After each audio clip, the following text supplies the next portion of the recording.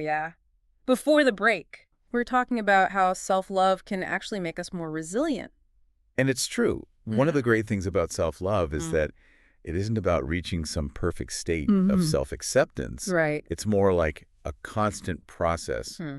of growth and self-discovery. It's a journey, not a destination. Totally. Yeah. And like any good adventure, Yeah, there are going to be bumps in the road. absolutely. We're going to mess up, Yeah. fall back into old habits, Right. have moments of self-doubt. For sure. And that's where self-compassion comes in. Yeah. It's about being kind to ourselves when we stumble, Hmm. recognizing that, hey, we're all human. Right. We're all doing the best we can with what we've got. We should offer ourselves the same kindness and understanding that Yeah. we would give to a close friend Exactly. going through a tough time. It's funny how we're often way harder on ourselves It's true. than we would ever be on someone else. Yeah. But this idea of self-compassion, it's Yeah. a total game changer. It really is. It lets us learn from our mistakes without getting stuck Right. in that cycle of shame or guilt. Exactly. It's about embracing our imperfections Yeah. as part of what makes us unique and wonderful. And this ties back to those infinity principle equations. Oh, yeah.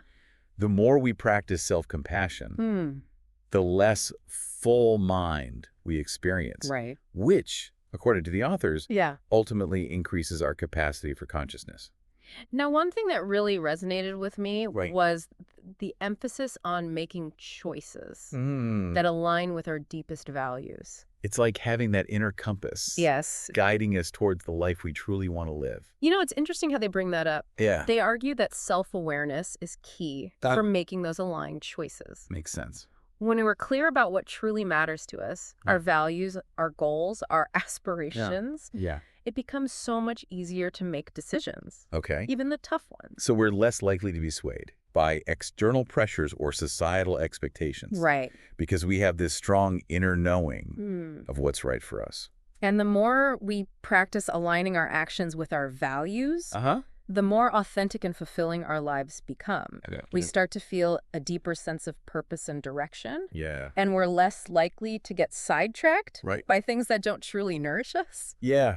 And there's this idea, too, Yeah. that self-reflection can help us figure out Hmm. where we might need to make some changes. Yes, and that's where that mirror analogy comes back in. Right. It reminds us that how we interact with the world, Mm. our relationships, our work, Yeah. our reactions to things, all of it reflects our inner state.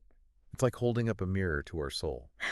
I love that. Right. And seeing what needs a little polishing. And the really beautiful thing is that when we commit to making those positive changes within, Uh-huh. it whipples outward Yes. into every part of our lives. It's true. As we become more self-aware, Right. more compassionate towards ourselves, Yeah. we naturally become more understanding and compassionate towards others. It's like that Gandhi quote. Which one? Be the change you want to see in the world. Oh, yeah. So true. And it all starts with us. Yeah. When we choose to cultivate consciousness, Hmm. self-love, and compassion within ourselves, Uh, we become powerful agents of positive change in the world. it's pretty amazing when you think about it. Now, one of the most compelling arguments they make Okay. for self-love is that it leads to a deeper sense of satisfaction with our accomplishment. Interesting. It's this idea that true fulfillment Yeah. isn't found in external validation or approval. Right. It comes from within. Okay. When we truly love and accept ourselves, Yeah. we don't need to seek validation from outside sources Hmm. to feel good about our achievements. It's like we're freeing ourselves exactly from that constant need to prove our worth Yeah. to everyone else. And that sense of liberation is so empowering. Totally. It allows us to pursue our passions and goals Yeah. with more confidence and joy, Yeah. knowing that our worth is inherent. Okay. It doesn't depend on what other people think.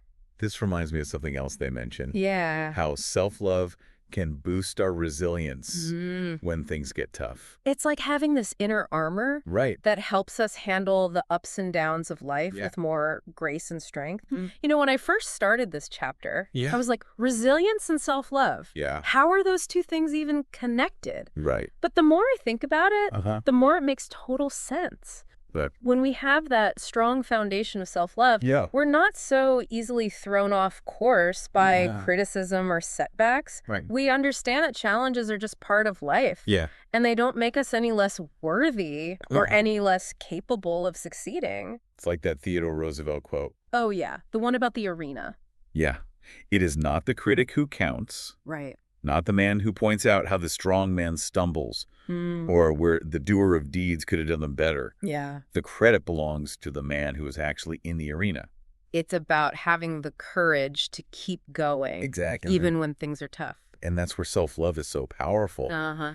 It gives us that courage to keep showing up, Yeah. to keep striving, to keep believing in ourselves, You're right. even when we face adversity. It's the fuel that keeps us going Yes. when the going gets tough. So self-love isn't just about feeling good No. and pampering ourselves. It's deeper than that. It's about cultivating this deep inner strength Exactly. and resilience that lets us handle life's challenges Uh-huh. with more grace and courage. And that inner strength Yeah. then has this ripple effect. It empowers us to make a positive impact on the world Interesting. when we're not constantly battling our own insecurities and self-doubt. We have more energy and capacity to show up for others, Okay. to give back to our communities, to actually make a difference. They make this interesting point Yeah. that self-love isn't a finite resource. Right. It's not like a pie that gets smaller when you share it. It's more like a wellspring Yeah. that actually expands and grows the Mhm. more we give it away. Okay. And that's what's so beautiful and transformative about it. Yeah. The more we practice self-love and compassion, the more we have to give to ourselves and others. It's like this positive feedback loop Yes. of love and generosity. And that's so powerful. Right. Because when we operate from a place of love, Uh-huh. we create these ripple effects that spread outward, Mm. touching so many lives and making the world a more beautiful and Okay. compassionate place. So let's take a moment to reflect Mm. on what we've explored so far. We've talked about self-compassion, Right. making choices that align with our values, the power of self-reflection, and how self-love can make us more resilient Yeah. and better able to contribute to the world. It's important to remember that this journey of cultivating consciousness and self-love isn't about reaching some perfect state of being. Right. It's an ongoing process Yeah. of growth and evolution. Totally. There will be times when we feel connected and aligned, and times when we feel lost and disconnected. And that's totally normal. Exactly. Yeah. The key is to be patient with ourselves, Right. to keep practicing, Yeah. to keep coming back to the things that help us feel centered and grounded, Absolutely. and to remember that even small changes Yeah. in our thinking and behavior can have a huge impact over time. It's not about perfection. You know, It's about progress. right? It's about showing up for ourselves with love and compassion, Yeah. even when we make mistakes, and trusting that as we nurture our own well-being, we'll naturally become better at extending that love and compassion to others. And in part 3, Yeah. we'll talk more about how that ripple effect of self-love Okay. can actually make our relationships with others even better.